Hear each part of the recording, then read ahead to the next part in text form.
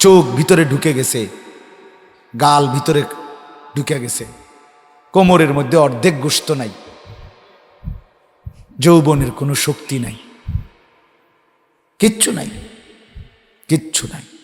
এই নারী দেখতে দেখতে, ছবি দেখতে দেখতে, উলঙ্গ দৃশ্য দেখতে দেখতে নিজের হাতকে নিজের লজ্জাস্থানে অপব্যবহার করে চরিত্র শেষ, যৌন শক্তিও শেষ, যৌবনের সমস্ত ক্ষমতা সব শেষ করে জীবনটা এক খোলস, জীবনটা এক ঝোঁকা বাক্স বানাইয়া শেষ। আমি জানি বন্ধু, আমি খোলামেলা বললাম আর কি, অসংখ্য যুবক ব্যক্তিগতভাবে আমার সাথে সম্পর্ক রাখে, মহব্বত করে, খোঁজখবর রাখি, জিন্দিগির হালাত কি, হালাত কি। এই জন্য বললাম আমি শক্ত মানুষ, আমাকে বলতেই হবে, এটা আমার সিদ্ধান্ত। মরিবাসী যাই হোক, আমি আল্লাহর কথা, আমার মুসলমানের এই ছেলেদেরকে ফেরাবার চেষ্টা, মুসলমানের এই নওজোয়ানকে ফেরাবার চেষ্টা করতেই হবে। আমাদের এই ছেলেগুলো আমাদের সম্পদ, এগুলো আমাদের। এদের মা মুসলমান, এদের বাবা মুসলমান, এরা মুসলমান মায়ের পবিত্র দুধ খেয়ে বড় হয়েছে, এদের রক্তে ইসলাম। এরা জন্মের পরে ডান কাঁধে বাম কানে আজান একামত শুনছে, কিন্তু বেঈমান দুশ্মন ঠান্ডা মাথায় মাথার চুল থেকে পায়ের নখ পর্যন্ত আমার মুসলিম যুবকদেরকে ইসলাম ভুলায় দিছে। বেঈমান পুরা দখল করে নিস। আরে তোর চুল আমাদের মতো কাফেরদের, তোর প্যান্ট বেঈমানের মতো, তোর গেঞ্জি, তোর হাসবি বেঈমানের মতো। 365 দিনে একটা বছর, একটা বছরে একটা মুসলমানের ছেলে, শক্ত সামর্থ্যবান যুবক ছেলে, খোদার 365 দিনে কোনো দিন তার মনেও পড়ে না, সে বলতেও পারে না যে ফজরের নামাজের ওয়াক্ত হয় কখন, ফজরের নামাজ পড়ে কখন, ফজরের নামাজ যে পড়তে হয় এটা যে জানে না। এ মুসলমানের বাচ্চা মুসলমান হয় কেমন বলেন বাবা? আমাদের অধপতন কোথা? আমি ভাবি তো এটা, আজকে যে ছেলেগুলোর 20 বছর বয়স, এরা আগামী 30 বছর পরে এদের এই দুশ্চরিত্র জিন্দিগির পরিণতি কোথায় গিয়ে দাঁড়াবে বলেন? সবাই তাকাইয়া রয়েছে আমাদের সমাজে, সমবয়সী ছেলেরা একই গ্রামের পাশে দাঁড়াইয়া রাস্তার পাশে মোবাইল টিপতেছে, ফিক্কা মারতে আছে, বিশ্রী কথাবার্তা বলতেছে, কোনো মেয়ে যাইতেছে তার দিকে রাক্ষসের মতো, জন্তু জানোয়ারের মতো 10 জনে তারে হা করে দেখতেছে, বিশ্রী কথাবার্তা বলতেছে। মুসলমানের মা বোন স্বাভাবিক নিরাপদে হাঁটবার মতো অধিকারটুকুও নাই। তাহলে এই জঙ্গলি জানোয়ার যে সমাজগুলো এভাবে ভরে গেছে আমাদের ছেলেরা, তাহলে আমাদের আগামী ভবিষ্যৎ কি? হ্যাঁ, আগামী 20 বছর পরে বলেন, আগামী 20 বছর পরে আমার বাংলাদেশ 1971 সাল থেকে 2023 পর্যন্ত কত বছর হয়েছে? হ্যাঁ, 53 বছর। তো এই 50 বা 52-53 বছরে আমার যুব সমাজ, আমার মেয়েদের, বোনদের, মা বোনদের যদি এই বেপর্দা, অসভ্যতা, এই হালাত হয়, আগামী 50 বছর কল্পনা করেন। বুঝেন নাই আমার কথাটা? তো বাবারা তো ছেড়ে দিছে, মারা ছেড়ে দিছে, হাল ছেড়ে দিছে, সবাই বাদ দাও, ফুলাইন যার যেমনি মনে করে চলুক। তাহলে এইভাবে চললে আগামী 30 বছর পরে, 20 বছর পরে হতে পারে নিরাপদ পরিবার আর মিলবে না, নিরাপদ পরিবার মিলবে না, পবিত্র স্ত্রী মিলবে না, পবিত্র মেয়ে মিলবে না, পবিত্র ছেলে মিলবে না। এই সমাজ এলোমেলো, দারহাম বারহাম।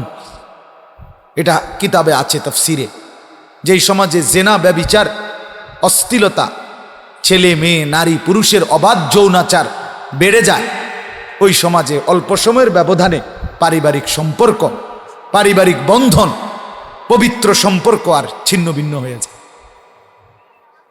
কে হালাল স্ত্রী, কে হারাম স্ত্রী, কিচ্ছুর আর হিসাব থাকে না।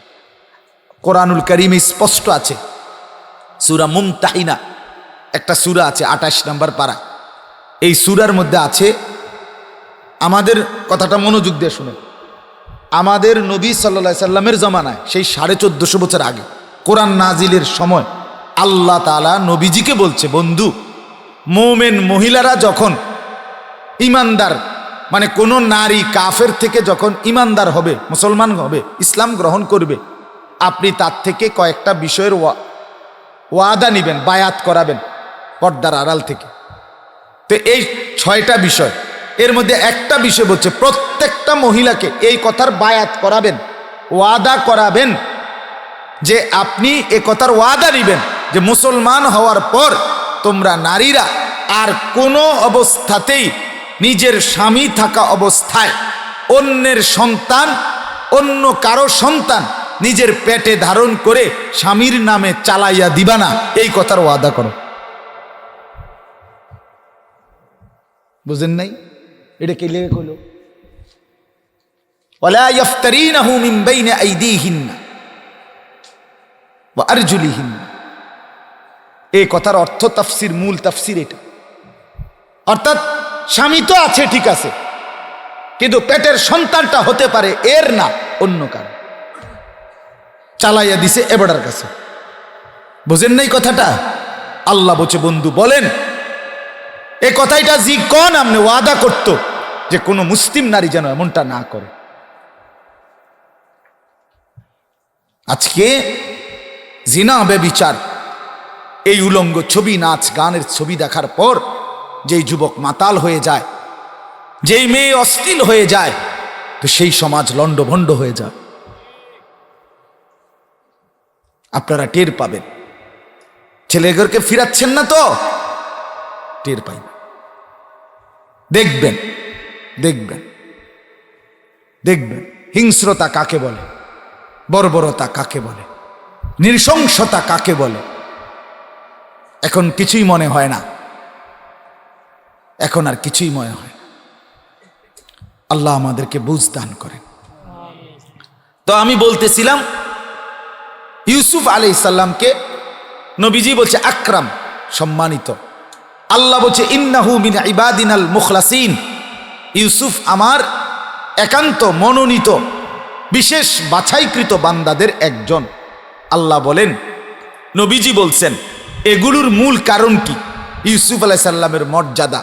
ইউসুফ কোরআনে আছে, এই সূরাতে রাসূলুল্লাহ সাল্লাল্লাহু আলাইহি সাল্লামের সাহাবীরা একদিন নবীজিকে বলছে, ইয়া রাসূলুল্লাহ, সব সময় কোরআন নাজিল হয় আমরা শুনি, সব সময় আপনি হাদিস বলেন আমরা শুনি, একটা কিচ্ছা কর না। হ্যাঁ হাদিস আছে, তাফসীর আছে, লাউ কাসাসতা আলাইনা, হে আল্লাহর নবী, একটা গল্প শুনতে মন চায় আপনার কাছে, কদ্দুর কর না। নবীজিকে একদিন মহব্বত করে সাহাবীরা বলছিলেন। তাফসীরের মধ্যে আছে সরাসরি আল্লাহ তাআলা এই সূরা ইউসুফ নাজিল করে আল্লাহ নিজে বলছে, বন্ধু গল্পটা আমি শুনাই। বুঝেন নাই? আপনার সাহাবীরা যে একটা গল্প শুনতে চাইছে, ঠিক আছে গল্পই বলেন, তো গল্পটা আমি কই। নাহনু নাকুসসু আলাইকা আহসানাল কাসাস।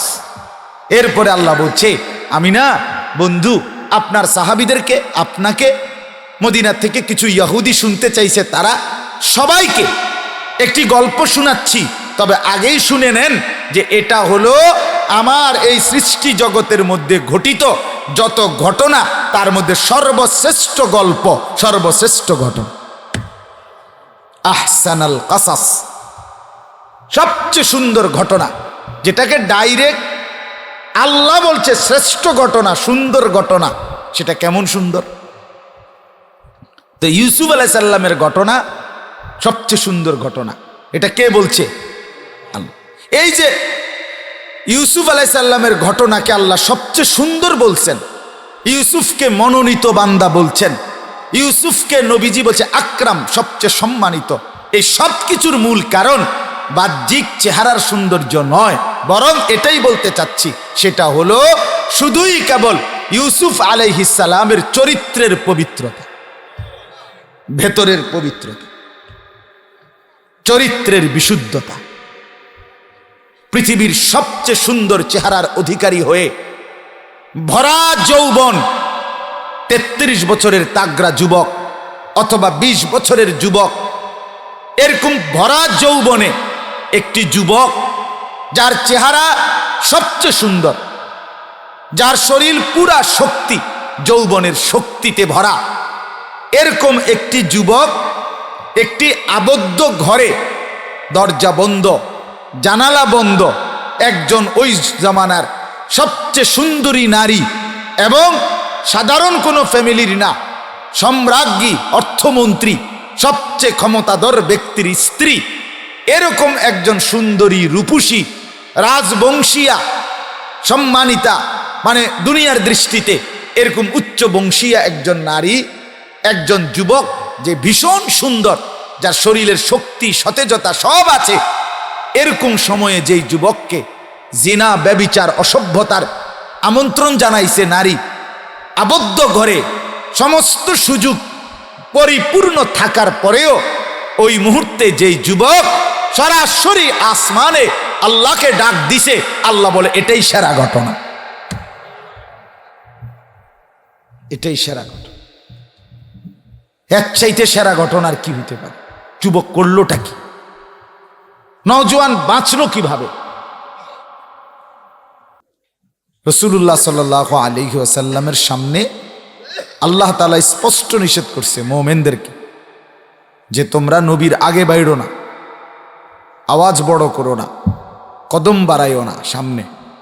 তাফসীরের মধ্যে আছে নবীর ওয়ারিস হিসাবে ওলামায়ে কেরামেরও আগে না বাড়া সাধারণ মুসলমানদের প্রতি আদেশ। এই জন্য এটা খেয়াল করা। আমরা তো আপনাদের কাছে অনুরোধ করছি, বলছি, আল্লাহ তাআলা আমাদেরকে বুঝার তৌফিক দান করে। এখনো অনেক ছেলে বসে নাই, ওই দেখেন এরা এখনো দাঁড়ায়, আপনারা সবাই স্নান করতেন, এরা দেখেন। হ্যাঁ, মানে হেদের হিসেবেরা যে হুজুর আমনের মতো বেড়াইত কইলে শুনতাম, এরা বসতে, ওই ছেলে, এই কালো শার্ট, এই বেটা, অপদার্থ কোথাকার, না যাই গিয়া খেতে, গাফেল চলে যাক, আমার কোনো সমস্যা। খামখেয়ালি মানুষ 2-4 জন না শুনলে কি চাও, কিন্তু এটা একটা দরকার। মানে আমি একটু কঠোরতা করি এই জন্য যে যথাযথ মনোযোগ তৈরি করতে পারলে এরপরে বাকি কথা অল্প হইল লাভ হয়। বুঝেন নাই কথাটা? ও বুট খায়, বাদাম খার, ঠ্যাং সরাইয়া বইছে, এতে রে ভিক্ষা মারে, এতে চুল টান দেয়, এত সদর বদর মানুষের কিচ্ছু লাভ হয় না। বুঝেন না কথাটা? এত খামখেয়ালি মানুষ, তার কোনো ফায়দা হয় না, উপকার। যে এই ডকের রয়েছে, এই ডকে এমনই থেকে যায়। পরিবর্তনের জন্য মনোযোগ দরকার, মনোযোগ দরকার, আন্তরিকতা দরকার। যে যেই কাজ দুনিয়ার লাইনে হোক, আখিরাতের ব্যাপারে হোক, আন্তরিকতা নিয়ে, নিষ্ঠার সাথে ওই কাজটার প্রতি মনোযোগ দিয়ে আন্তরিকতা নিয়ে করছে, দুনিয়াবি কাম হোক আর আখিরাতের কাম হোক, সে সফল হয়েছে, সফল হয়েছে। দুনিয়ার চাকরি, দুনিয়ার ব্যবসা, দুনিয়ার আয় উপার্জন, এগুলোর ক্ষেত্রে যে মনোযোগ দিয়া করছে, ওইটাকে কাজ মনে কইরা দিবানিশি খাটছে, অল্প সময়ের পরে দেখা গেছে সে অনেক প্রতিষ্ঠিত সম্পদশালী ব্যক্তি হয়ে গেছে। আবার আখিরাতের কাজটা ওযু, গোসল, নামাজ, রোজা, হজ, জাকাত, জিকির, তাসবিহ, তেলাওয়াত, দোয়া, আন্তরিকতাভাবে কান্নাকাটি, এগুলো যে মনোযোগ দিয়া ইখলাসের সাথে, নিষ্ঠার সাথে করছে, অল্প সময়ের ভিতরে সে আল্লাহ তাআলার প্রিয় বান্দা হয়ে গেছে। আর আল্লাহর প্রিয় বান্দা হলেই মাখলুকেরও প্রিয় হয়, আল্লাহ সৃষ্টিও তখন তাকে মহব্বত করে। এজন্য আমি কিতাবে পড়ছি, মুফতি শফি রহমাতুল্লাহ আলাই বলছেন, উনি বলছে ইখলাস, নিষ্ঠা এমন একটি গুণ, এটা যদি কোনো কাফেরের মধ্যেও পাওয়া যায় তাহলে তারও উন্নতি নিশ্চিত। মানে কাফের যেই কাজটা করে, ওই কাজটার প্রতি যদি তার নিষ্ঠা থাকে, এটা হালাল হারাম পরে, মানে নিষ্ঠা ছিল কিনা, মানে মনোযোগ, আন্তরিকতা, দিল লাগাইয়া করছে, দেখা গেছে তার ওই কাজের মধ্যেও বরকত সমৃদ্ধি এটা নিশ্চিত।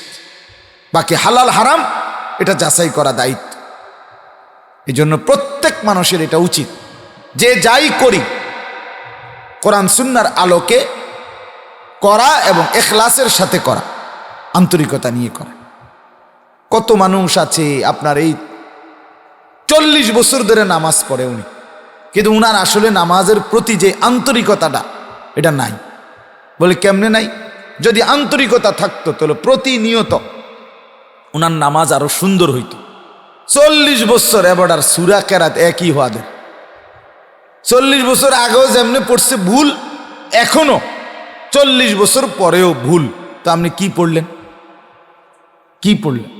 40 বছর আগেও রুকু দিতেন যেমনে, সেজদা দিতেন যেমনে, এখনো ওই সদর বদর, ওই রুকু দিয়া মাথায় একটু আলগি দিয়া জায়গা, সেজদা একটা দিয়া একটু উঠটা আর একটা সেজদা দিয়া লা। ওমা এটা কি? এটা কি? মূল কথা হইল তার ইবাদতের প্রতি আন্তরিকতা নেই। আন্তরিকতা, ইখলাস থাকলে, আন্তরিকতা থাকলে অবশ্যই আমল সুন্দর হয়, আল্লাহর প্রিয় পাত্র হয়। এজন্য দয়া করে এটা মনে রাখবেন, এটা মনে রাখবেন।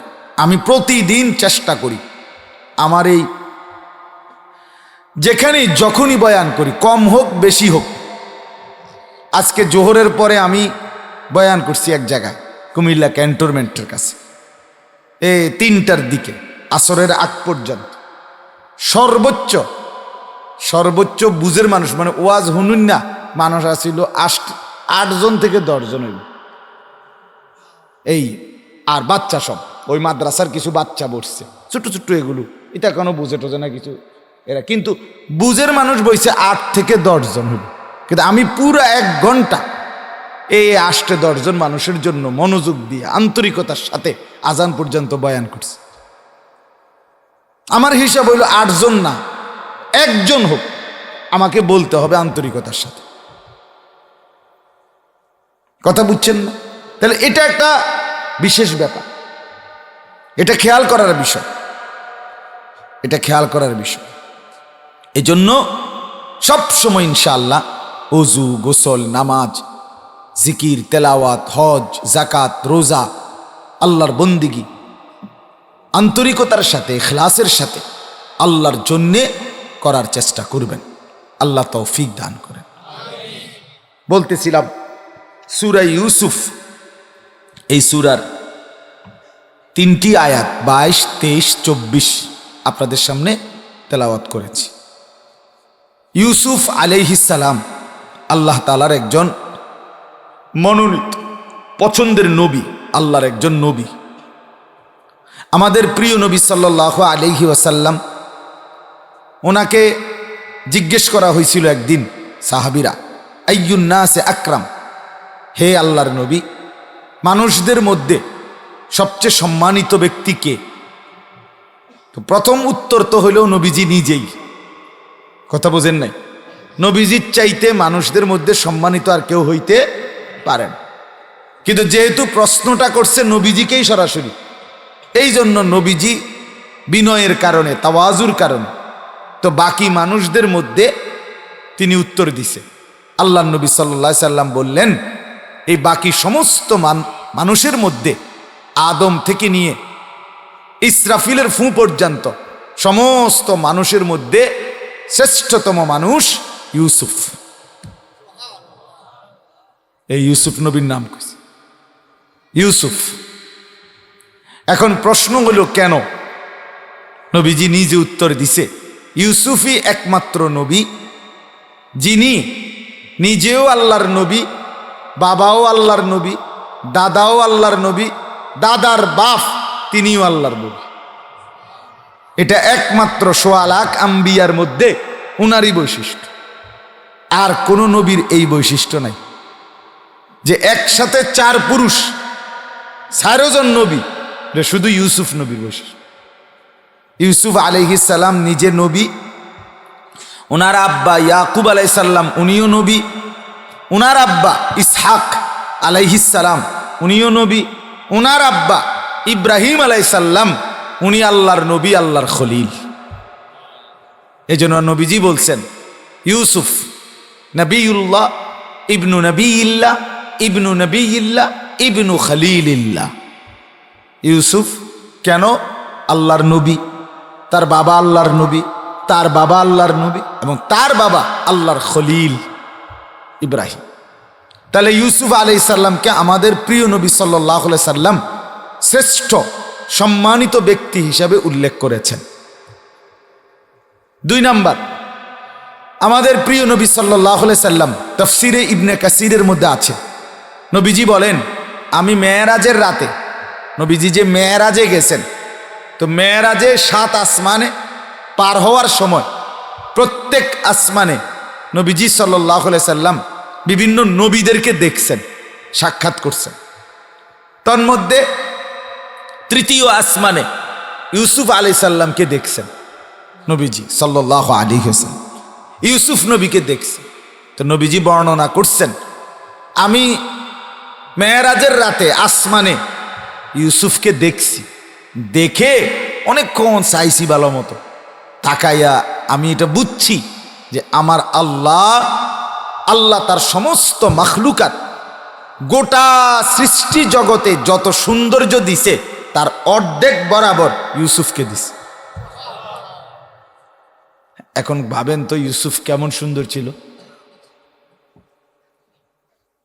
সারা পৃথিবীর সেই আদম থেকে নিয়ে এই পর্যন্ত কোটি কোটি নারীর সৌন্দর্য, ফুলের সৌন্দর্য, গাছের সৌন্দর্য, ফলের সৌন্দর্য, চাঁদের সৌন্দর্য, সূর্যের সৌন্দর্য, আসমানের সৌন্দর্য, জমিনের সৌন্দর্য, ফল মূল, বাগ বাগিচা, পাহাড় জঙ্গল, নদ নদী, গাছ ফুল, পাখি, কীট পতঙ্গ, এক একটা এক এক সুন্দর, কত সুন্দর, মনোমুগ্ধকর।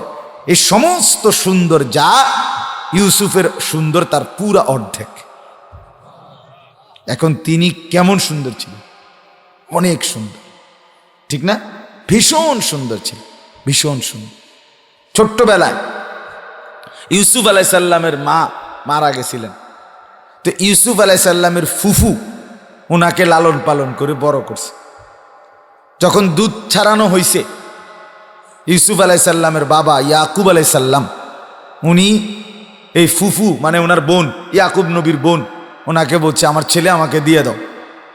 হযরত ইউসুফ আলাইহিস সালামের ফুফু ইয়াকুব নবীর বোন উনি বলছে না, আমি আমার এই বাইফুতকে জীবনের সব কিছু হারাইয়াও কোনো কিছুর বিনিময়ে আমি দেব না, আমি তাকে নিজের কাছে রাখব।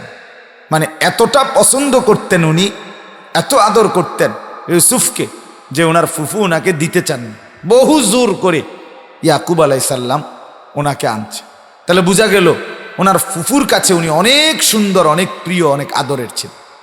2 নাম্বার, ইয়াকুব আলাইহিস সালাম উনি ইউসুফ আলাইহিস সালামের বাবা, ছোট্টবেলা থেকেই ওই বোনের কাছ থেকে ওনারা আইনা এত আদর করতেন, এত আদর করতেন যে পরবর্তীতে 10 ভাই ষড়যন্ত্র করে যখন ইউসুফকে কূপে ফেলে দিছে, এরপর থেকে ইউসুফের বিরহে, ইউসুফের জন্য ইয়াকুব আলাইহিস সালাম 40 বছর টানা এক টানা কাঁদছেন, চোখের পানি ফেলছেন।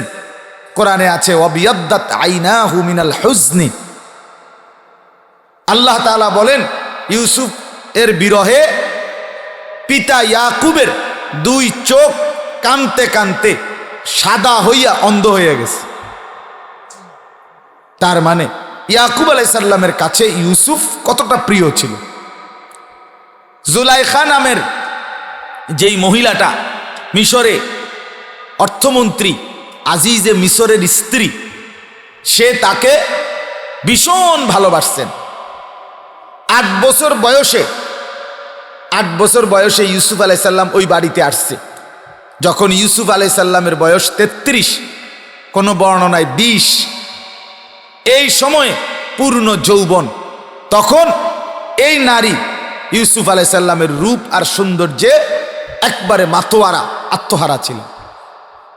40 জন নারী ওই মিশরের, যারা নিজেরাও ছিলেন সুন্দরী, রূপসী, রাজবংশীয়া সম্রাজ্ঞী এবং বড় বড় মন্ত্রী মিনিস্টারের বউ, তারা একসাথে ইউসুফ আলাইহিস সালামকে শুধু এক নজর দেখছে, সামনে দিয়ে শুধু হাইটা গেছে, এই এক নজর দেখেই তারা পাগল হয়ে গেছে।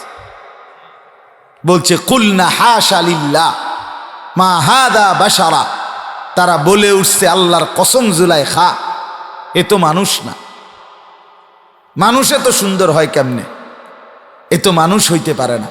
ইন হাদা ইল্লা মালাকুন কারীম, এ তো একদম সম্মানিত এক পবিত্র ফেরেশতা, অর্থাৎ এটা তো এক নূরের পুতলা, নূরের টুকরা।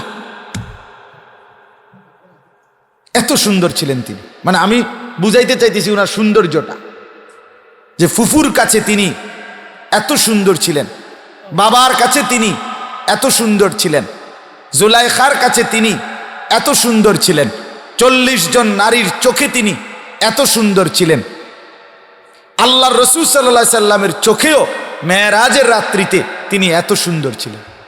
তাহলে আল্লাহ তাআলা ওনাকে কেমন বানাইছে?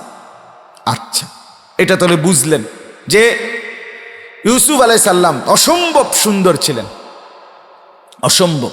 কিন্তু আল্লাহ তাআলা এইখানে আমি যে 3টা আয়াত পড়ছি, এই 3 আয়াতের মধ্যে যেটা মূল বুঝাইতে চাই, ইউসুফ আলাইহিস সালামের এই বৈশিষ্ট্য, ইউসুফ আলাইহিস সালামের মর্যাদা, সম্মান, নবীজি যে বলছে সে আকরাম, সমস্ত মানুষের মধ্যে শ্রেষ্ঠ, সবচেয়ে সম্মানিত, এটা আল্লাহর কসম তার এই চেহারার বাহ্যিক সৌন্দর্যের জন্য নয়।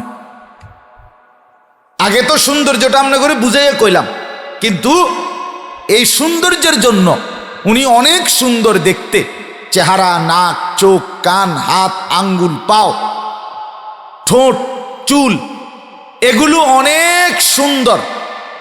এই কারণে নবী সাল্লাল্লাহু আলাইহি সাল্লাম উনাকে আকরাম, সবচেয়ে সম্মানিত বলেন নাই।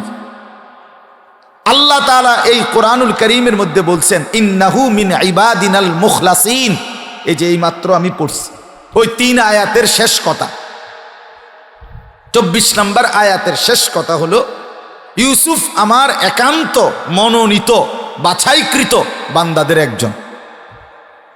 ইউসুফ আমার একদম পছন্দের বাছাই করা বান্দা। ওই ছেলে, তুমি এখানে বসে মোবাইল টিপো না, ওঠান থেকে বেটা, তোমারে বলছি, এই তুমি কালো শার্ট কালো কোট, এই যে উপরে বসা, এখানে বসে মোবাইল টিপবা না, সাবধান। ফালতু মানুষ আমি দেখতে পারি না, গাফেল কোথাকার, ব্যাটকায় আবার, মানে কি কইছে আর হুজুর একটা কথা বুঝেন নাই কথাটা। আমাদের অধিকাংশ সন্তানের হালাত হইল, মুসলমানের লক্ষ কোটি যুবকের অবস্থা হইল, সে কে, কি, তার পরিচয় কি, আছে কোথায়, কিছুই সে বোঝে না, মানে কোনো কিছু ব্রেনে কাজ করে না। পৃথিবীতে আসছে মোবাইল টিপার জন্য, তারে খোদা বানাইছে মোবাইল টিপতে বললা, আর মোবাইলে বানাইছে তার লাগে, খালাস খালাস, আর কোনো উদ্দেশ্য না। আমি দুনিয়াতে আসছি মোবাইল টিপতাম, মোবাইলে বানাইছে আমারে লাগা, আমারে বানাইছে মোবাইলে লাগে। এই হলো ছেলেদের হালাত। রাত নাই, দিন নাই, সকাল নাই, দুপুর নাই, মানুষ কি মনে করে, সমাজ কি মনে করে, দেশ কি মনে করে, আমার বাবা কি মনে করে, মা কি মনে করে, এলাকাবাসী, কিচ্ছু আমার দরকার নাই। আমার দরকার হইল মোবাইল, ছবি, নাচ, বেহুদা বেডি দেখুন, উলঙ্গ দৃশ্য দেখুন, জিনা বেবিচারের ছবি দেখুন, অথবা শুধু শুধু টিপতে থাকুন। আহা, পৃথিবীতে মুসলমানের যুবক এত অকর্মণ্য, এত অপদার্থ এক যুগে এত বেশি আগে ছিল না। বুঝেন নাই আমার কথা? এক যুগে একই সময়ে এত বেশি যুবক একসাথে গাফেল আগে ছিল না, ছিল সব যুগেই কম বেশি, কিন্তু এইভাবে সবাই মিল্লা জীবনটা বানায় নিছে। মুসলমানের 14 বছর, 16 বছর, 18 বছর, 20 বছর বয়সী এই তাগড়া যুবক ছেলেগুলো শতকরা 99 জন, সবাই 100 এইভাবে মোবাইলটাকেই একমাত্র সম্পদ বানায় নিছে। পৃথিবীতে এত বড় অধপতন মুসলিম উম্মার ইতিহাসে আর কখনো হয় না। বন্ধু আমার, মার ইজ্জত, বাবার ইজ্জত, বংশের সম্মান, ইসলামের কোনো কাজ, কিচ্ছুর কোনো খবর তার মধ্যে নাই।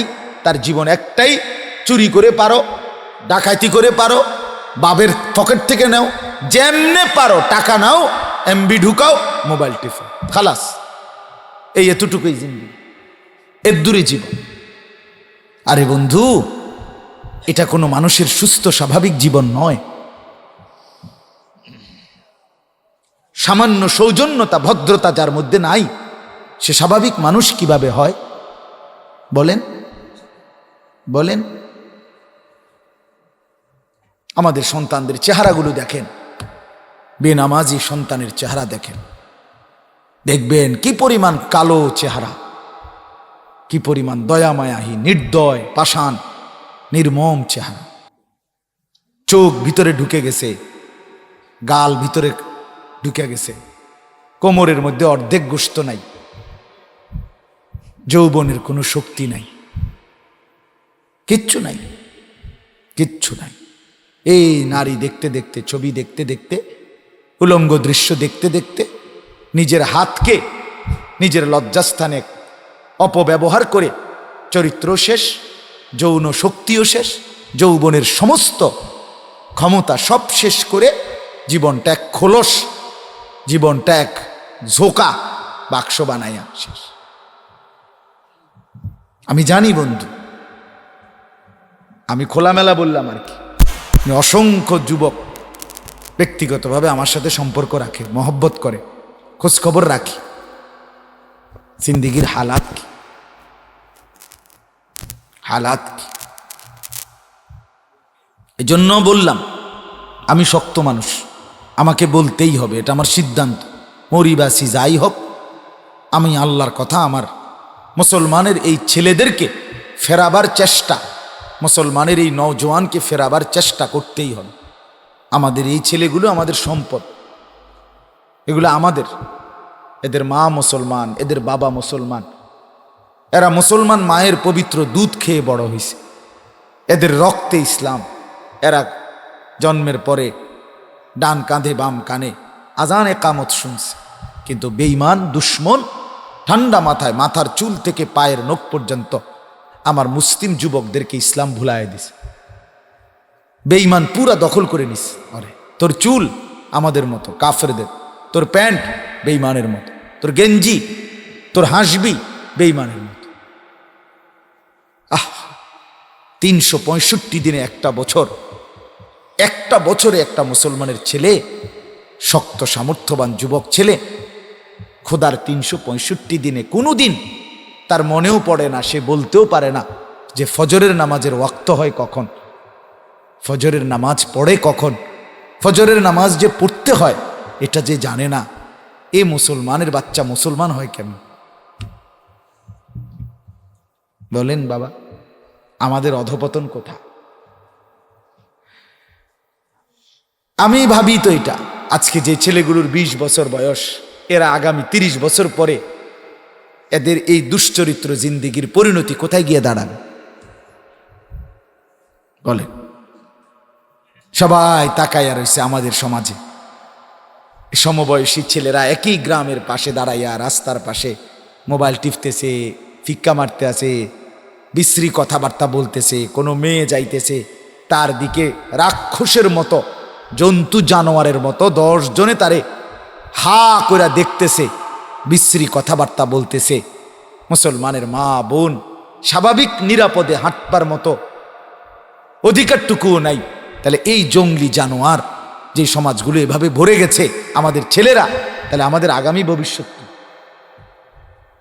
হ্যাঁ, আগামী 20 বছর পরে বলেন, আগামী 20 বছর পরে আমার বাংলাদেশ 1971 সাল থেকে 2023 পর্যন্ত কত বছর হয়েছে? হ্যাঁ, 53 বছর। তো এই 50 বা 52, 53 বছরে আমার যুব সমাজ, আমার মেয়েদের, বোনদের, মা বোনদের যদি এই বেপর্দা, অসভ্যতা, এই হালাত হয়, আগামী 50 বছর কল্পনা করেন।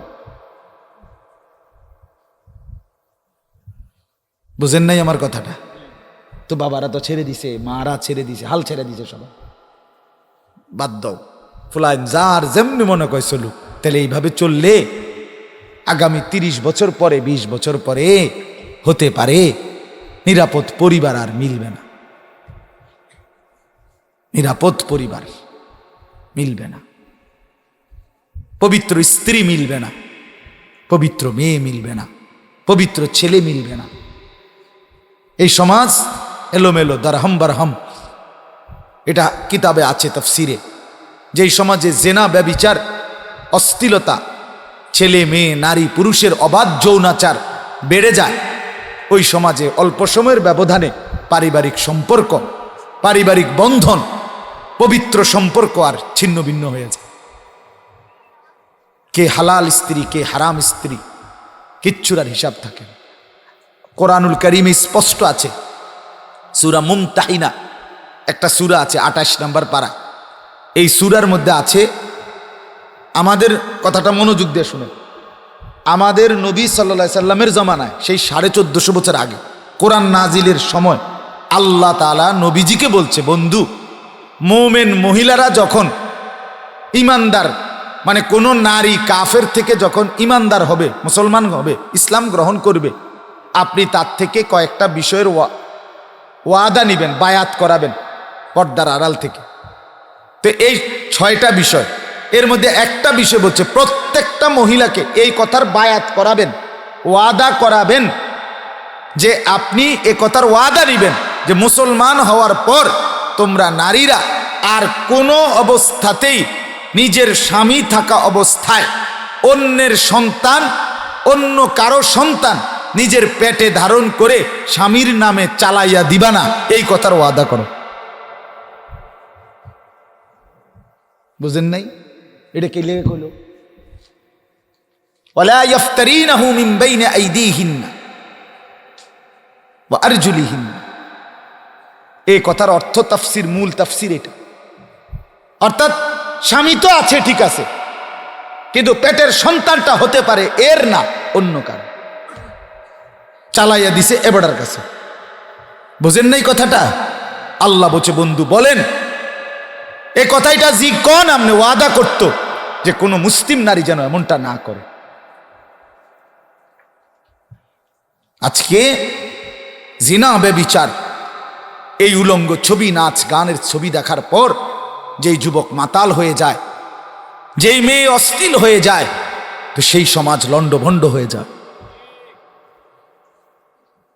আপনারা টের পাবেন। ছেলেদেরকে ফিরাচ্ছেন না তো টের পাইবেন। দেখবেন দেখবেন দেখবেন হিংস্রতা কাকে বলে, বর্বরতা কাকে বলে, নৃশংসতা কাকে বলে, এখন কিছুই মনে হয় না, এখন আর কিছুই মনে হয় না। আল্লাহ আমাদেরকে বুঝ দান করেন।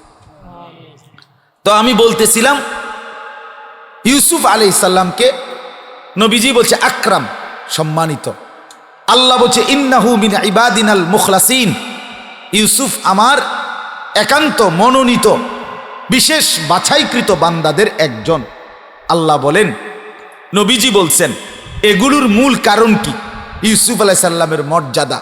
ইউসুফ কোরআনে আছে, এই সূরাতে রাসূলুল্লাহ সাল্লাল্লাহু আলাইহি সাল্লামের সাহাবীরা একদিন নবীজিকে বলছে, ইয়া রাসূলুল্লাহ, সব সময় কোরআন নাজিল হয় আমরা শুনি, সব সময় আপনি হাদিস বলেন আমরা শুনি, এটা কিচ্ছা কর না। হ্যাঁ হাদিস আছে, তাফসীর আছে, লাউ কাসাসতা আলাইনা, হে আল্লাহর নবী, এটা গল্প শুনতে মন চায় আপনার কাছে, কদ্দুর কর না। নবীজিকে একদিন মহব্বত করে সাহাবীরা বলছিলেন। তাফসীরের মধ্যে আছে সরাসরি আল্লাহ তাআলা এই সূরা ইউসুফ নাজিল করে আল্লাহ নিজে বলছে, বন্ধু গল্পটা আমি শুনাই। বুঝেন নাই? আপনার সাহাবীরা যে একটা গল্প শুনতে চাইছে, ঠিক আছে গল্পই বলেন, তো গল্পটা আমি কই। নাহনু নাকুসসু আলাইকা আহসানাল কাসাস। এরপরে আল্লাহ বলছে, আমি না বন্ধু আপনার সাহাবীদেরকে, আপনাকে, মদিনা থেকে কিছু ইহুদি শুনতে চাইছে, তারা সবাইকে একটি গল্প শোনাচ্ছি, তবে আগেই শুনে নেন যে এটা হলো আমার এই সৃষ্টি জগতের মধ্যে ঘটিত যত ঘটনা তার মধ্যে সর্বশ্রেষ্ঠ গল্প, সর্বশ্রেষ্ঠ ঘটনা। আহসানাল কাসাস, সবচেয়ে সুন্দর ঘটনা, যেটাকে ডাইরেক্ট আল্লাহ বলছে শ্রেষ্ঠ ঘটনা, সুন্দর ঘটনা। সেটা কেমন সুন্দর?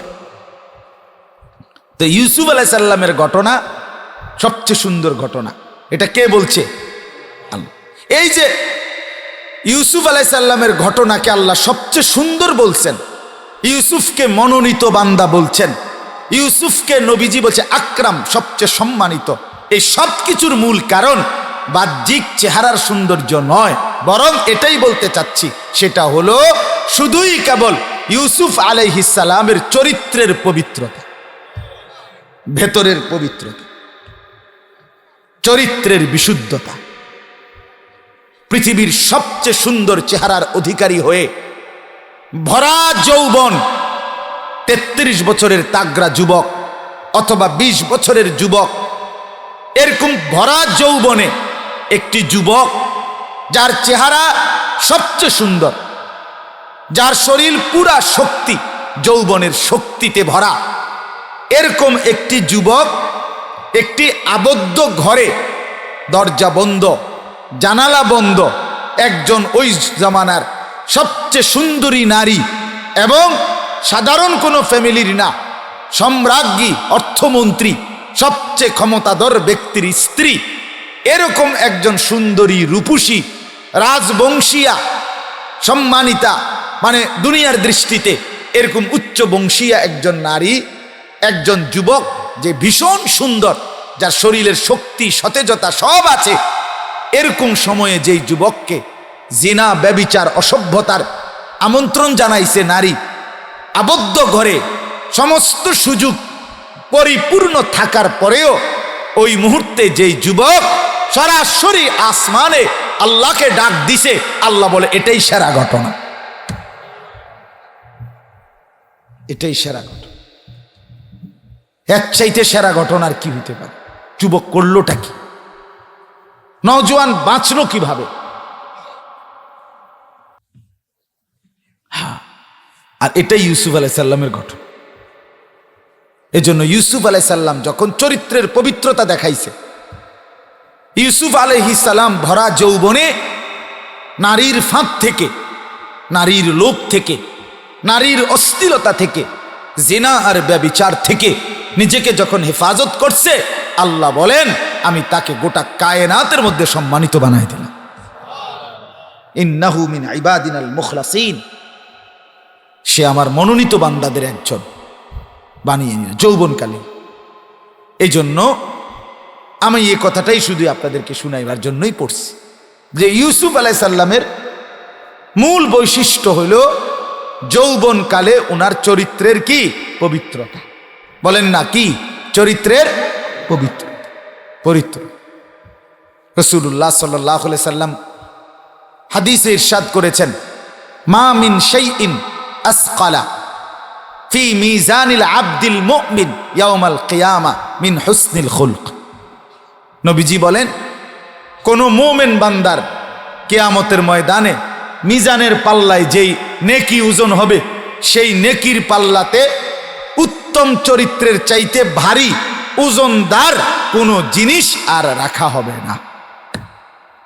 উত্তম চরিত্র, চরিত্রের পবিত্রতা, চরিত্রের বিশুদ্ধতা, চরিত্রের সৌন্দর্য যার মধ্যে আছে, আল্লাহর নবী বলেন এই এক সামান্য চরিত্রের বিশুদ্ধতা যে দেখাবে, কিয়ামতের দিন মিজানের পাল্লায়, তার নেকির পাল্লাতে ওই এদ্দুর সামান্য, এটা ওজনে অনেক ভারী হয়েছে। আপনাকে আমি একটা উদাহরণ দিলে সহজে বুঝবেন। একজন মহিলা, বেপর্দা নারী, মেয়ে, মহিলা এদিক দিয়ে যাচ্ছে, আমরা এখানে, আমি দাঁড়ানো, তাহলে এই মহিলাকে আমি তাকাইয়া দেখলাম। এখন দেখলাম কতক্ষণ?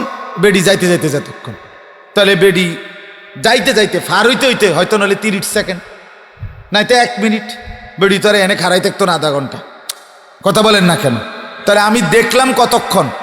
সর্বোচ্চ 1 মিনিট, 1 মিনিট বা 30 সেকেন্ড।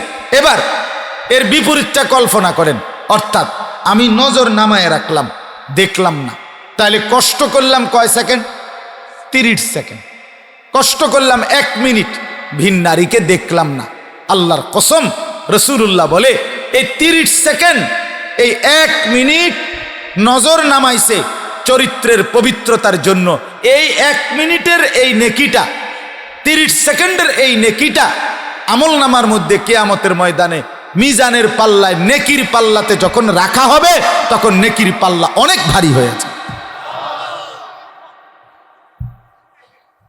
এবার আরো উদাহরণ দেই, বুজুর্গানে দিনের উদাহরণ। একজন আগের বুজুর্গ, একজন এখনকার বুজুর্গ। আগের বুজুর্গ হাকিমুল উম্মত মুজাদ্দিদুল মিল্লাত হযরত মাওলানা শাহ আশরাফ আলী থানভী রাহমাতুল্লাহ আলাইহি বলেন, একবার কেউ যদি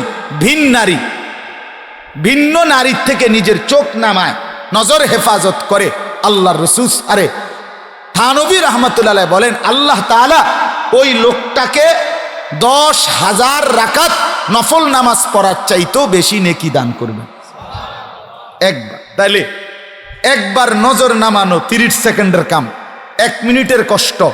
1 মিনিট নামাইলাম, 10,000 রাকাত নফল নামাজ পড়তে 1 ঘন্টায় সারবে তো? 2 ঘন্টায় সারবে তো?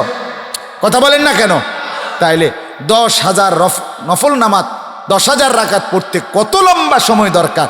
এই সবটা সময়ের নেকির চাইতেও 30 সেকেন্ডের দাম বেশি। আমার শায়েখ আরিফ বিল্লাহ হাকিমুন নফস আল্লামা মুফতি মুশতাকুন নবী কাসিমি হযরত বলেন যে বর্তমান জামানায় যেখানে নারীরা চতুর্দিকে বেপর্দার উৎসব, আগে পুরা গ্যারাম চুক্তি অসভ্য বেপর্দা বেড়ি 2-1 জন আছিল, মানুষে কই তুই ইতা যাতে এরম এই বেড়ি বাদ দে, 2-1টা এরম থায়ে, এ কথা বলতো কিনা আগে? কিন্তু এখন ঘরকে ঘর, ঘরকে ঘর, ঘরকে ঘর, ঘর ঘর ঘর ঘর ঘর মহিলারা বেপর্দা। 2 ধরনের বেপর্দা। এক ধরনের বেপর্দা হইল বোরকা ফিন্দে না দেখে বেপর্দা, আরেক ধরনের বেপর্দা হইল বোরকা ফিন্দার কারণে বেপর্দা। এখন প্রশ্ন হইল বোরকা ফিন্দা আবার বেপর্দা হয় কেন?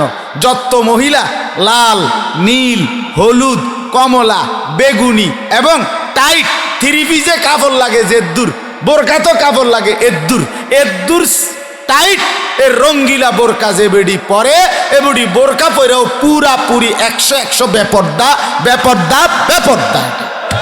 এটা বেহায়া বেহায়া বেহায়া, অসভ্য মহিলা, অসভ্য। যদি কোনো বেডিয়ে চেষ্টা কয় যে ইডিও ফিনতাম, আমনে সব খুললালান, এরপরও আমনে অসভ্য। আপনি খুললা লাইবেন না ফিন্দা লাইবেন, এটা আমার দেখার বিষয় না। আমার আল্লাহর কথা আমাকে বলতেই হবে, ঠিক যা তাই। কথা বলেন না কেন? দিন যেদ্দুর বলতে হবে ওদ্দুর।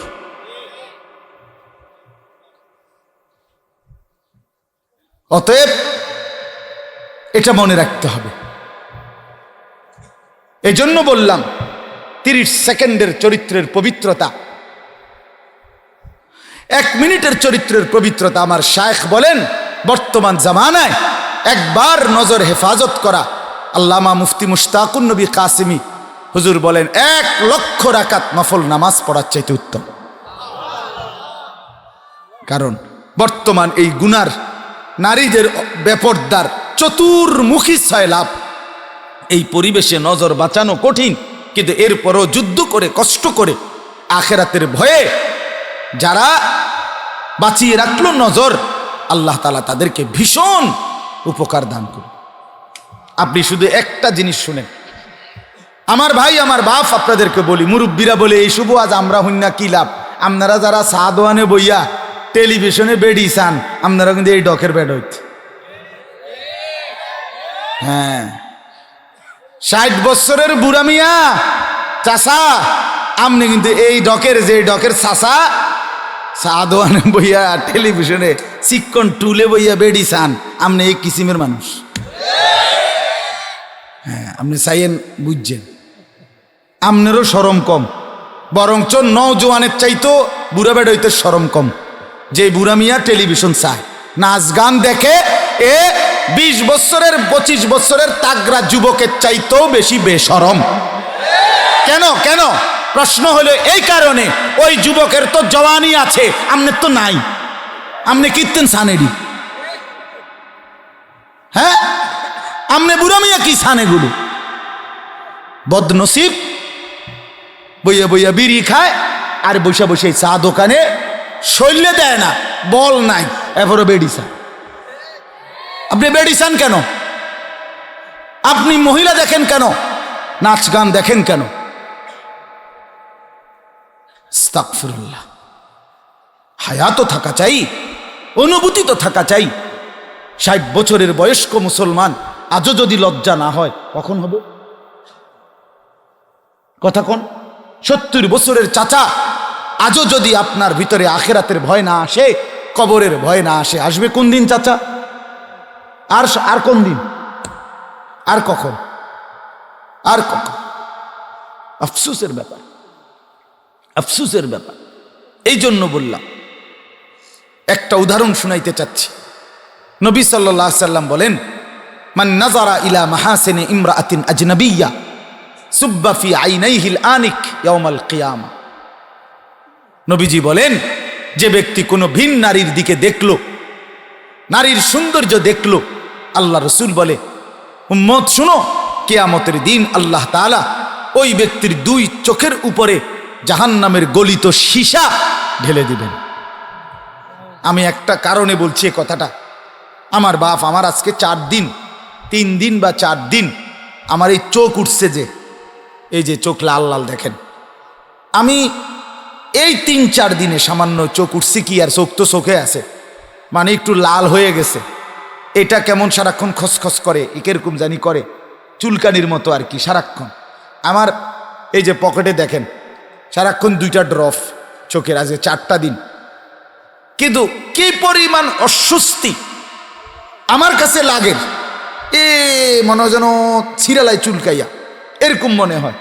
তাহলে এই সামান্য এতটুকুর মধ্যে যদি আমার চোখের এই অবস্থা হয়, নিজের কাছে এমন লাগে, দোস্ত আমার, বন্ধু আমার, হাসরের ময়দানে যখন জ্বলন্ত সীসা গলিয়ে ঢেলে দেওয়া হবে চোখের উপর, কি হবে আমার, কি হবে আপনার, কি হবে বন্ধু তোমার? কত ফোঁটা পানি আমার চোখ দিয়ে যে একটু পরপর পড়ে, আমি একবার টিস্যু দিয়া মুছি।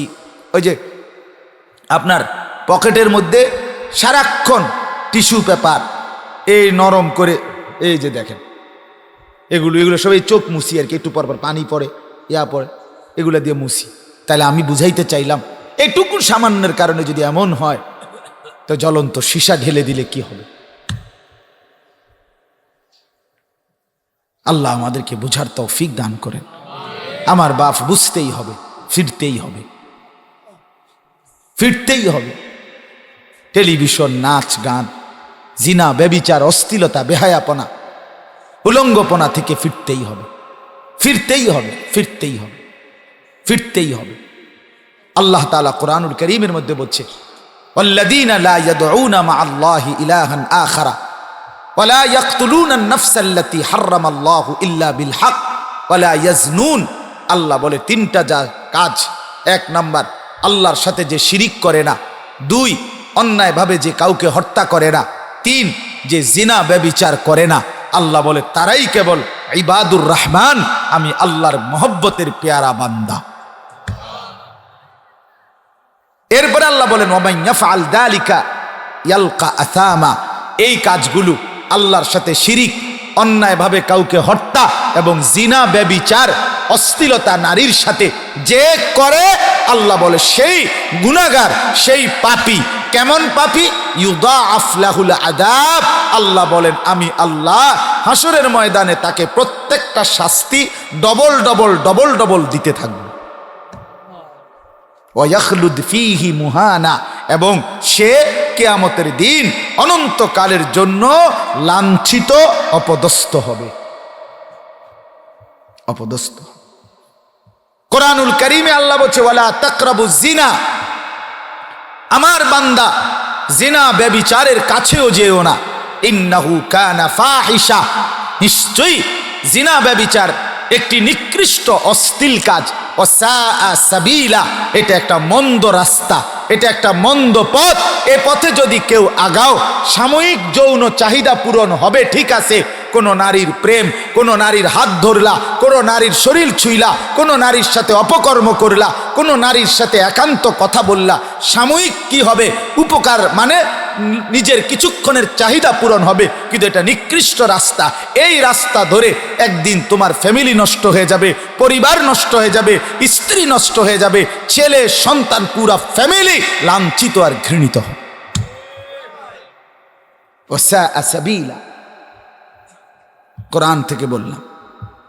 আল্লাহ তাআলা বলেন ওয়াল্লাযীনা হুম লিফুরুজিহিম হাফিজুন, যারা তাদের লজ্জাস্থান হেফাজত করে অশ্লীলতা থেকে, আমি আল্লাহ ওয়াদা দিলাম জান্নাতুল ফিরদাউস আমি নিজে তাদেরকে দেব। ইল্লা আলা আজওয়াজিহিম আও মা মালাকাত আইমানুহুম ফাইন্নাহুম গায়রু মালুমিন ফামান ইবতাগা ওয়ারাআ যালিকা ফাউলাইকা হুমুল আদুন। এখানে তাফসীরের মধ্যে আছে, যে ব্যক্তি জিনা করে, ব্যভিচার করে, নারীর সাথে অবৈধ সম্পর্ক করে, আল্লাহ তাআলা তাকে বলছে সে তিনটি ক্ষতি হবে তার। এক, গায়রুল মুফলিহিন, সে সফল হবে না। দুই, মালুমিন, সে ঘৃণা, তিরস্কার, ভৎসনার শিকার হবে। আর তিন, আদুন, সে সীমা লঙ্ঘনকারীদের অন্তর্ভুক্ত হবে। আমি কইলাম আর কি, খোলামেলা বলতে চাই, এজন্য আমার একটা ফিকির, এটা আমার ছেলেদেরকে ফিরাইতে হবে, আমার সন্তানদেরকে বাঁচাইতে হবে, এই আশাই বলি, এজন্য বলতেছি। এবার আসেন, আল্লাহ নবী সাল্লাল্লাহু আলাইহি সাল্লাম বলছেন জিনা কোথায় কোথায় হয়। নবীজি সাল্লাল্লাহু আলাইহি সাল্লাম বলছেন আল আইনানে জিনাহুমা আন নাজর, কোন ভিন নারীর প্রতি দেখা, এটা চোখের জিনা। আল উদুনানে জিনাহুমা আল ইস্তিমা, এনে বলার মতো হিম্মত আছে, হুজুর আছে, এত বড় মুহতামিম শেখুল হাদিস, আমার মুরব্বী হুজুরই একমাত্র মানুষ আমার জীবনে আমি যাকে দেখছি, একজন মুরব্বী আলেমদের মধ্যে যে এই একজন মানুষই জনাব আব্দুল মুতালিব খান সাহেব দামাত বারাকাত, যিনি আমার পুরা বয়ান অধিকাংশ সময় মনোযোগ দিয়ে শোনে, এটা আমার জিন্দিগির একটা বড় সৌভাগ্য। আমি অনেক সময় হুজুরকে দেখছি মনোযোগ দিয়া বয়ান শুনেন, খুব কম বয়স্ক আলেম এমন হয়। আল্লাহ তাআলা ওনাকে হায়াতে তৈয়বা আফিয়া দান করে। তো বলতেছিলাম, কি প্রসঙ্গে বললাম? হ্যাঁ হ্যাঁ জি মাশাআল্লাহ। তো বলতেছি হুজুর যে ওয়াল উদুনানে জিনাহুমা আল ইস্তিমা, নবীজি বলেন কানের জিনা কোন ভিন নারীর আওয়াজ, ভিন নারীর কথা, ভিন নারীর গান, ভিন নারীর ঝংকার শোনা। আল্লাহ রাসূল বলছে ওয়ালিয়াদু জিনাহা আল বাতশ, কোন ভিন নারীকে, কোন মেয়েকে ধরা, শাহওয়াতের সাথে ভালোবাসার নাম নিয়ে হ্যাঁ ধরা, এটা হাতের জিনা। আর রিজলু জিনাহু আল খুতা, পায়ের জিনা ওই নারীর দিকে এগিয়ে যাওয়া, ওই নারীর কাছে যাওয়া অথবা ওই নারীকে কাছে রাখা। দোস্ত কেউ হাসো না, যদি হাসো মনে করো তুমি প্রতিবন্ধী, তোমার শরমও কম, লজ্জাও কম, হায়াও কম, নিজেকে ঘৃণিত বানায়ও না। পরিষ্কার বলল, একজন একজন শোনো, একজন একজন, যারটা আলাদা শোনো, কেউ কারো চিন্তা করার দরকার নেই। আমি ভালো হই, আমি ভালো হলে ইনশাআল্লাহ সমাজ ভালো হবে। তো এরপরে নবীজি বলছেন ওয়ান নাফসু ইয়াতামান্না ওয়া ইয়াহওয়া, অন্তরের জিনা, এই অন্তরে ওই নারীকে নিয়ে কল্পনা করা, ভাবনা চিন্তা করা। সর্বশেষ নবীজি বলছেন চোখের জেনা হতে হতে, হাতের জেনা হইতে হইতে, কানের জেনা হইতে হইতে, পায়ের জেনা হতে হতে, অন্তরের জেনা হইতে হইতে এক পর্যায়ে ওয়ায়ুসাদ্দিকু যালিকাল ফারজ আও ইউকাজ্জিবুহু, লজ্জাস্থান ওইটাকে চূড়ান্ত জেনায় রূপান্তরিত করে অথবা করে না। তাইলে জেনা শুরু হয়ে গেছে কখন থেকে? যেদিন থেকে দেখছি সেদিন থেকে। এক ভদ্রলোক, হুজুর, এক ভদ্রলোক, হ্যাঁ বেটা আমারে বুঝায়, শিক্ষিত মানুষ, উনি কয় যে হুজুর আপনারা একটু বাড়াবাড়িও করেন, ফিজিক্যাল রিলেশন না হলে ওই বাকিগুলোকে অশ্লীলতা বলে না। এটা অনেকে বুঝেনও না, মুরব্বীরা কি কইছে ওরা। ফিজিক্যাল রিলেশন মানে হলো সরাসরি ছেলে মেয়ে যদি জিনা করে, অপকর্ম না করে, আর বাকি যদি অন্য কিছু হয়, এগুলো অসভ্যতা না, এগুলো অশ্লীলতা নয়। অশ্লীলতা হলো ফিজিক্যাল রিলেশন। ইংরেজি কয় হেবড়া। আমি তাকাইয়েই রইলাম, হায় রে ভদ্রলোক, হায় রে মুসলমান, হায় রে পাশ্চাত্যের গোলাম, হায় রে ইয়াহুদির গোলাম। বেঈমান তোর মাথার মধ্যে কি পরিমাণ ওয়াশ করছে, কি পরিমাণ। আজকে অসংখ্য মা বাপ নিজের মেয়েটার চরিত্র কিভাবে রক্ষা হবে এটাও বুঝে না, ছেলেটার চরিত্র কিভাবে রক্ষা হবে এটাও বুঝে না। এই সবগুলো কথা শেষ, এবার তর্জমা শুনে, তাইলেই আমার কথা শেষ।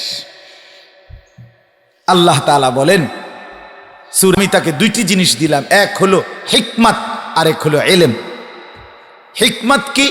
সহজ কথা হলো আল্লাহকে যখন যেই অবস্থায় যেভাবে মানা দরকার ওইটা বুঝা, ওইভাবে মানা, এই যোগ্যতাকে বলে হিকমত। আল্লাহ বলে আমি এটা ইউসুফকে দিলাম। কোন কালে? বুড়া কালে। কোন কালে? ওয়া ইলমা। দুই নাম্বার, আল্লাহ বলেন আমি আল্লাহ আসমানি ইলম, নবুয়তের ইলম, ওয়াহির ইলম, সরাসরি আমি আল্লাহর পক্ষ থেকে ইলম, জ্ঞান আমি তাকে দান করব। ওয়াকাযালিকা নাজজিল মুহসিনিন। আল্লাহ বলে ওয়াদা দিলাম পরবর্তীতেও কেউ যদি যৌবনকালে নিজেকে সুন্দর রাখে, আমি তাকে আমাকে মানার মতো যোগ্যতাও দেব, আমাকে বুঝার মতো ইলমও দেব। শুধু ইউসুফকে না, ওয়াকাযালিকা, এভাবেই দিতে থাকবো, নাজজি, দিতে থাকবো মুহসিনিন, প্রত্যেক নেককার যুবককে, চরিত্রবান যুবককে যৌবনকালেই দেব আমি।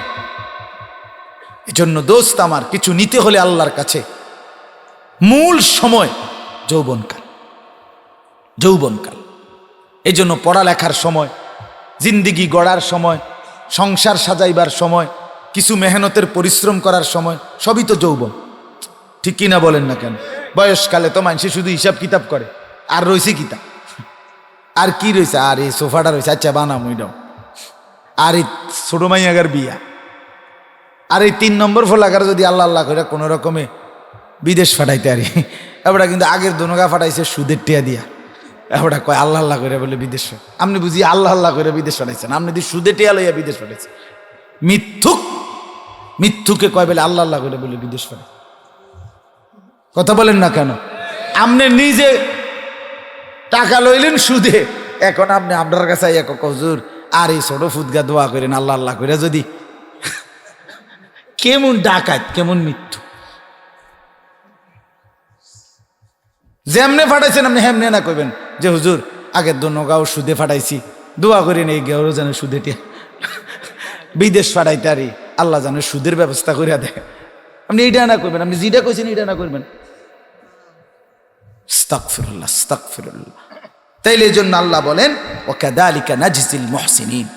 এরপরে দেখেন আল্লাহ তাআলা বলেন এই যে আমি যৌবনকালে ইউসুফকে আমাকে মানার যোগ্যতা দিলাম, এটা কেমন দিলাম? কয় আল্লাহ একটা উদাহরণ দিছে, ওয়ারাওয়াদাতহুল্লাতী হুয়া ফী বাইতিহা।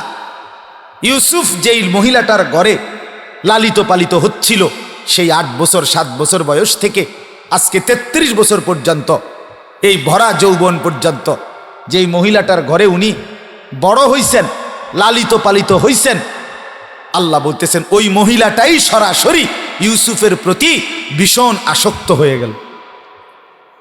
ওয়াগাল্লাকাতিল আবওয়াবা, এবং একদিন নিজের অবৈধ কামনা পূরণ করার জন্যে নিজের সমস্ত দরজা জানালা বন্ধ করে দিল। ইউসুফকে একান্ত ভিতরে নিয়ে ওয়াকালাত হাইতালাক, মহিলা নিজেই ইউসুফের মতো ভরা যৌবনের অধিকারী, অসম্ভব সুন্দর পুরুষ যুবককে বলল, হাই তালাক, আমি তোমাকেই ডাকছি, তোমাকেই চাচ্ছি, তোমাকেই চাচ্ছি। একটু আগে ভাবতে হবে, কয়েকটা ছোট্ট কথা বুঝতে হবে, পরিবেশটা আগে বুঝতে হইব। এক নাম্বার, মনোযোগ দিচ্ছেন তো আপনারা? দেরি হবে না, আর এই 10 মিনিটে কথা শেষ। এক নাম্বার হলো, ইউসুফ আলাইহিস সালাম এই এলাকায় মিশরের বাসিন্দা না, বুঝেন নাই?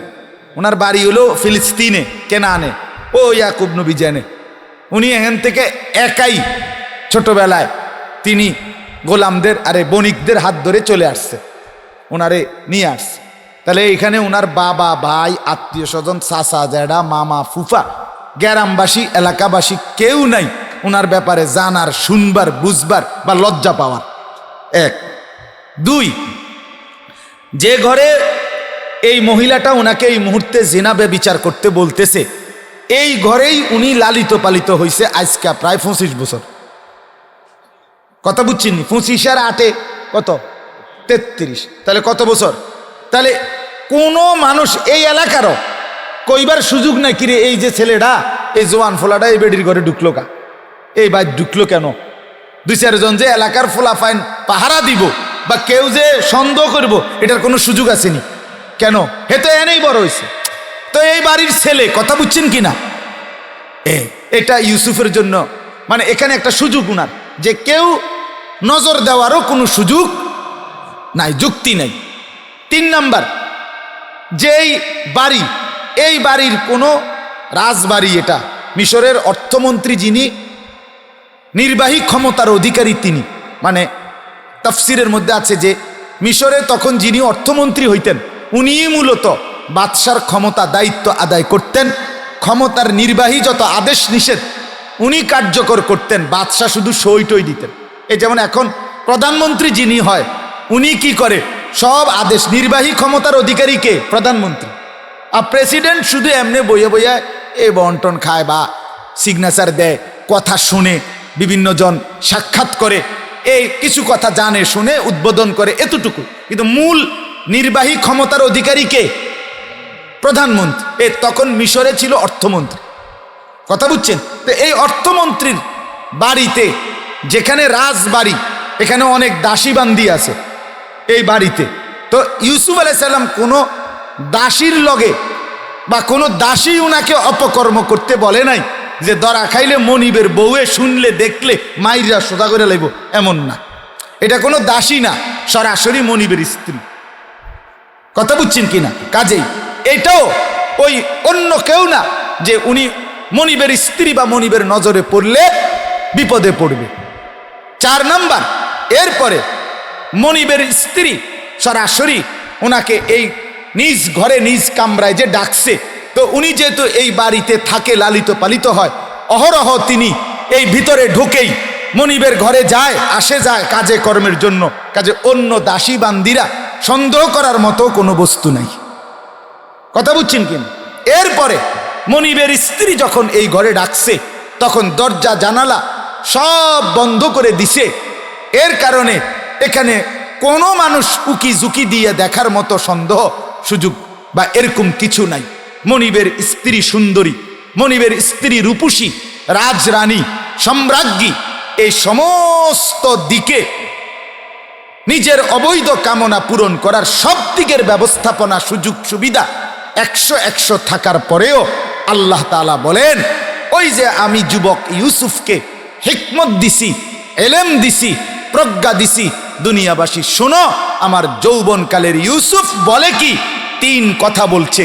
ওই আবদ্ধ ঘরের মধ্যে সুন্দরী নারীর সামনে দাঁড়িয়ে ইউসুফ নবী 1 নম্বরে চিৎকার করে বলছে, ক্বালা মাআযাল্লাহ, আমি আমার আল্লাহর আশ্রয় চাচ্ছি। ক্বালা মাআযাল্লাহ। আল্লাহ বলেন, আমার ইউসুফ 1 নম্বরে ডাক দিল আমি আল্লাহকে। রব্বুল আলামিন বলেন, আমার কোনো বান্দা যদি গোটা দুনিয়াকে ভুলে গিয়ে চূড়ান্ত বিপদার প্রতিকূল পরিবেশের মধ্যেও আমি আল্লাহকে ডাক দেয়, আমি আরশ আজিম থেকে মনিব সাথে সাথে সহযোগিতা করি। ক্বালা মাআযাল্লাহ, আমি আল্লাহর আশ্রয় চাচ্ছি। ক্বালা মাআযাল্লাহ, আমি আল্লাহর আশ্রয় চাচ্ছি। ক্বালা মাআযাল্লাহ, আমি আল্লাহর আশ্রয় চাচ্ছি। ক্বালা মাআযাল্লাহ, আমি আল্লাহর আশ্রয় চাচ্ছি। ক্বালা মাআযাল্লাহ, আমি আল্লাহর আশ্রয় চাচ্ছি। ক্বালা মাআযাল্লাহ, ইউসুফ বললেন, আমি আমার যৌবন নষ্ট করতে চাই না, আমি আমার আল্লাহর আশ্রয় চাই। 2 নম্বরে বললেন, ইন্নাহু রব্বি আহসানা মাসওয়াই।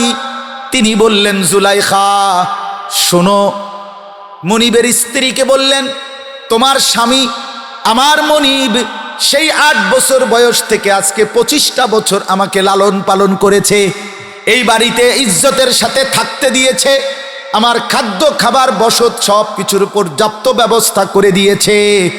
এমন উত্তম মনিবের স্ত্রীর দিকে বদনজরে কুনজরে অসভ্য এই কাজে সাড়া দেওয়া আমার মনিবের সাথে অকৃতজ্ঞতা ছাড়া আর কিছু হইতে পারে না, আমি এটা করতে পারি না। 3 নাম্বার, ইন্নাহু লা ইউফলিহুজ জালিমুন। এই সবাই শুনেন শেষ কথাইটা, ইন্নাহু লা ইউফলিহুজ জালিমুন। ইউসুফ আলাইহিস সালাম বলছে, জুলাইখা শোনো, মনে রাখবা, মনে রাখবা, কিয়ামত পর্যন্তের জন্য বলে রাখলাম, কোনো ব্যভিচারী, কোনো জেনাকার, কোনো অসৎ চরিত্রের অধিকারী ব্যক্তি, নারী কিংবা পুরুষ সফল হবে না, কৃতকার্য হবে না, লজ্জিতই হবে, লাঞ্ছিতই হবে, অপদস্থই হবে, বেইজ্জতি হবে, দুনিয়াতেও আখেরাতেও। 3 বছরের গভীর প্রেম, 5 বছরের গভীর রিলেশন প্রেম, এরপরে বিয়া, 8 মাসের মাথার জুতা দিয়া ফেড়ে, 12 মাসে 6 মাসের মাথার জুতা দিয়া ফিটটা কোথায় এলাইছে। এরকম 1টা 2টা না, হাজার হাজার পৃথিবীতে অবৈধ প্রেম, অবৈধ সম্পর্কের যত ঘটনা, একটাও শেষ পর্যন্ত সুখ আনে নাই, শুধু দুঃখই এনেছে। আল্লাহ বলছে, ইউসুফ বলে দিছে, আরে মহিলা কি করছো তুমি, জানো না জালেম পাপী ব্যভিচারী সফল হয় না।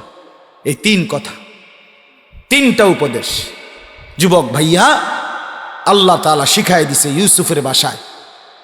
যৌবনকালেও গুনাহের আমন্ত্রণ, নারীর আমন্ত্রণ, নারীর প্রতি লিপ্সার মুহূর্তে বলতে হবে, আমি আমার আল্লাহর আশ্রয় চাই।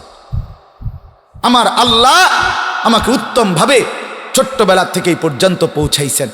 আর ব্যভিচারী, অসৎ চরিত্রের অধিকারী, অশ্লীলতা বেহায়াপনাকারী সফল হবে না, কৃতকার্য হবে। সর্বশেষ আল্লাহ বলেন, ওয়ালাকাদ হাম্মাত বিহি, ওই মহিলা জুলাইখা, সে তো পুরাপুরি অন্তরে অশ্লীলতা জিনার কল্পনা করেই নিছে। ওয়া হাম্মা বিহা লাউলা আর রাআ বুরহানা রব্বি, আমি যদি আমার ইউসুফকে যথাযথ লালন পালন না করতাম, আমি যদি ইউসুফকে হিকমত না দিতাম, আমি যদি ইউসুফকে ইলম না দিতাম, আমি যদি ইউসুফকে নিজের হাতে আগলাইয়া না রাখতাম, ইউসুফ তাহলে যদি আল্লাহকে বাদ দিয়া নিজের মতো চলতো, তো তাহলে ইউসুফও এই অপকর্মে লিপ্ত হয়ে যেত। কিন্তু সে ছোট্টবেলার থেকে আমি আল্লাহর ভরসা করছে, আমি আল্লাহর উপরে নির্ভর করছে, আমি আল্লাহ তাআলার মহব্বত আর মারেফাতের মধ্যেই ছিল, ফলে আমি আল্লাহ তাকে পুরা 100 রক্ষা করেছি। আরো অনেক তাফসীর আছে, আমি একটা বললাম, ইন্নাহু মিন ইবাদিনা কাযালিকা লিনাসরিফা আনহু সুআ ওয়াল ফাহশা। দারুণ কথা দোস্ত। আল্লাহ বলে, কোন যুবক যখন আমি আল্লাহর সাথে সম্পর্ক রাখে, সেজদা করে, গোলামি করে, বন্দিগি করে, আমি আল্লাহকে মেনে চলার চেষ্টা করে, আমি নিজে ইউসুফকে আমি আল্লাহ সমস্ত অশ্লীলতা, গুনাহ, নাফরমানির থেকে নিজে ফিরাইয়া রাখছি। কোন যুবক আজকের দিনেও যদি নামাজ পড়ে, আল্লাহকে ডাকে, নিজেকে সুন্দর রাখতে চায়, আল্লাহ বলেন আমিও তাকে অশ্লীলতা আর বেহায়াপনা, অসভ্যতার থেকে পবিত্র করে টেনে নিয়ে আসবো, একজন পবিত্র হালাল স্ত্রীর মাধ্যমে তার জিন্দেগি সুখময় করে দেব। ইন্নাহু মিন ইবাদিনাল মুখলাসিন, ওটা আগেই বলছি। ইউসুফ আমার মনোনীত বান্দাদের একজন, ইউসুফ আমার বাছাই করা যুবকদের একজন, ইউসুফ আমার বাছাই করা যুবক, ইউসুফ আমার মনোনীত বান্দা, ইউসুফ আমার পছন্দের বান্দা। অতএব চরিত্রবান যুবক, যে জিনা করে না, ব্যভিচার করে না, নারীর সাথে অবৈধ সম্পর্ক করে না, ভিন নারীর সাথে সম্পর্ক করে না, আল্লাহ বলছে সে হয় মনোনীত, সে হয় বাছাইকৃত, সে আল্লাহর পক্ষ থেকে নেয়ামত পুরস্কার পাইতেই থাকে। কি পুরস্কার? আজকের দিনেও আমরা এই সব ভাইদেরকে বললাম, বাবাদেরকে বললাম, আপনাদের মেয়েদেরকেও বলবেন, যে নারী, যেই পুরুষ নিজের চরিত্রের হেফাজত করছে, খোদার কসম, যে ব্যক্তি নারীর মুহূর্তে নারী পুরুষের সামনে যদি বলতে পারে আমি আল্লাহকে ভয় করি, আমি গুনাহ করব না, আল্লাহ বলে আমি ওয়াদা দিলাম ওই পুরুষ নারী, ওই যুবক যুবতীকে আমি খোদা সরাসরি আমার আরশের নিচে হাসরের ময়দানে জায়গা দেব, জায়গা দেব। ওয়ারাজুলুন দাআতহু ইমরাআতুন যাতু মানসাবিন ওয়া জামালিন ফাকালা ইন্নী আখাফুল্লাহ। এখন আমি শেষ যে কথাটা ওই মহিলা মাদ্রাসার ব্যাপারে, এটার কেন পড়লাম, আমার একটা কথা আছে। একটা কথা হলো, এখানে আপনার একটা জিনিস দেখছেন যে নারী যখন অসৎ হইয়া যায়, নারী যখন অসৎ হয়, তাহলে নারী কি পরিমাণ অশ্লীলতার দিকে এগিয়ে আসে, এখানে দেখছেন। এই যে জুলাইখা, এক। দুই নাম্বার, কোরআনুল কারীমের মধ্যে আছে আয-যানিয়াতু ওয়াজ-যানি ফাজলিদু কুল্লা ওয়াহিদিন মিনহুমা মিআতা জালদা। আল্লাহ বলছে জিনাকার নারী এবং জিনাকার পুরুষ দুইজনকে 100 চামড়ার চাবুক দিয়ে বেত্রাঘাত করো অবিবাহিতদেরকে। এখন এখানে বলতে গিয়ে, কোরআনে শাস্তিটা বলতে গিয়ে জিনা ব্যভিচারের ক্ষেত্রে নারীর নামটা আগে নিছে, আয-যানিয়াতু। অর্থাৎ কোনো মেয়ে যদি অসৎ হয়, আল্লাহ বলে সেটা বড় নিকৃষ্ট হয়, এজন্য প্রথমেই মেয়েটার কথা বলছে। 3 নাম্বার, এখানে একটা কথা আছে, সামনে জুলাইখার ষড়যন্ত্রের মোকাবেলায় ওই জুলাইখার স্বামী বলছিল ইন্না কাইদা কুন্না আজিম। নারী যদি অসৎ হয় তো তার চক্রান্ত সবচেয়ে ভয়ানক, সবচেয়ে ভয়ানক। ইবলিসের চক্রান্ত এত মারাত্মক না, নারীর চক্রান্ত যত মারাত্মক।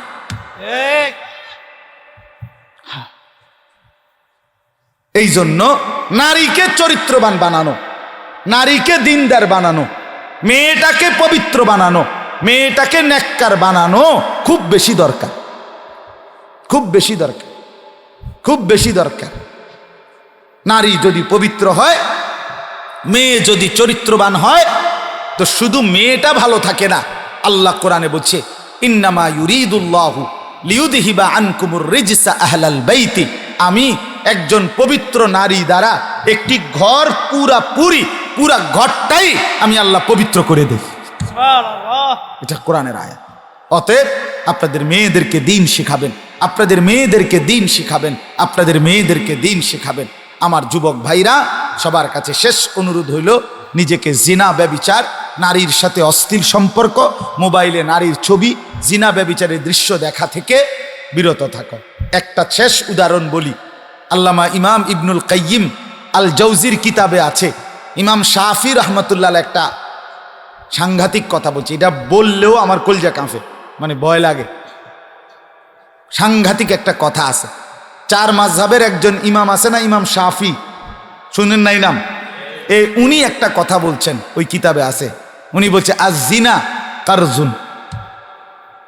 উনি বলছে জিনা ব্যভিচার, নারীর সাথে বিবাহ বহির্ভূত অবৈধ যে কোনো রকমের সম্পর্ক, খোদার কসম উনি বলছে এটা একটা করজ, এটা একটা ঋণ, এটা একটা ঋণ। তোমাকে এই ঋণ তোমার নিজের স্ত্রী, তোমার নিজের বোন, তোমার নিজের কন্যা, নিজের স্বজন, কাউকে দিয়ে না কাউকে দিয়ে শোধ দিতে হবে। বুঝেন নাই? তোমার ফ্যামিলি অরক্ষিত হয়ে যাবে, তোমার পরিবারে কাউকে দিয়ে এই ঋণ শোধ দিতে হবে, উনি বলছেন। অর্থাৎ কোন যুবক যেন কোনো অবস্থাতেই নিজের ভবিষ্যৎ যদি নিরাপদ চায়, তো সে যেন কোনো নারীর সাথে অশ্লীলতা না করে। এটা বড় সাংঘাতিক বিপদ ডেকে আনবে। হ্যাঁ দোস্ত, আমি প্রায় কই, অন্ত মানুষের বেডি সাউন্ড, রাস্তার বেডি, মোবাইলের বেডি সাউন্ড ভালো মজা লাগে, হ্যাঁ এটা তেমন কিছু মনে হয় না, কিন্তু ঘরের বেডি, বিবাহিত স্ত্রী যদি অসৎ হয়, তো তখন টের পাইবা বন্ধু, সপ্তাহ কয়দিনে যায়, সপ্তাহ যায় কয়দিনে, মাঠ যায় কি 28 না 30, এই সময় এই সময় টের পাইবেন দুনিয়া কোনটা, জাহান্নামের টুকরা কোনটা। এজন্য নিজের ভালোর জন্য নিজের কল্যাণের জন্য নিজের চরিত্র সুন্দর রাখা দরকার। আর প্রত্যেকের কাছে অনুরোধ, নিজেদের স্ত্রী কন্যা মেয়ে তাদেরকে অবশ্যই চরিত্রবান বানাবেন। আল্লাহ তাআলা আমাদেরকে তৌফিক দান করেন, আল্লাহ তাআলা আমাদেরকে কবুল করেন, আজকের মাহফিলকে বরকত দান করেন। খাদিজাতুল কুবরা মহিলা মাদ্রাসা আল্লাহ তাআলা কবুল করেন। আল্লাহ তাআলা প্রত্যেককে ঈমান আমলের দৌলত দান করেন। প্রতি মাসের দ্বিতীয় শনিবার আমার মাদ্রাসা